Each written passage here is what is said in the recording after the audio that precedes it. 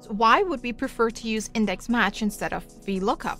Firstly, if columns are added within the range of the table, the VLOOKUP formula would not return the correct answer because the column row will have changed. For example, in example 3 here, the table to the right has the afternoon arrival times found by using the index match function in one column and the VLOOKUP function in the next column. Notice we referenced one-dimensional columns for the first parameter in the index match function.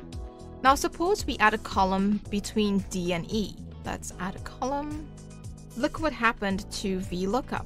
Notice that the index match combination continued to retrieve the correct values, but the VLOOKUP function returned nothing because it is referring to column 2, which is now a blank column. If we click there, notice it's referring to column 2, but if I click here, it continues to refer to these 2 columns. The index match combination offers us a benefit to retrieve values to the left of the lookup value. In example 4, we have 2 columns to the left of the airline, type and flight number. And in our table on the right, we want to get the flight number for the specified airlines.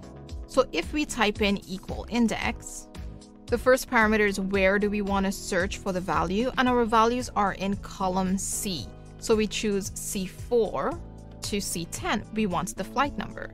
The second parameter is the row number, and we can use the match function here. What do we want to match? We want to match Air Canada. So we reference the cell. The second parameter in the match function is where do we want to find this match, D4 to D10. We want an exact match, so we type in 0, we close the parenthesis.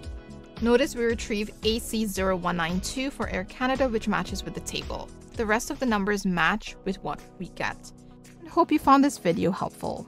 Don't forget to hit the subscribe button to get more videos like this and hit the bell to get notifications of the latest videos out. See you in the next video.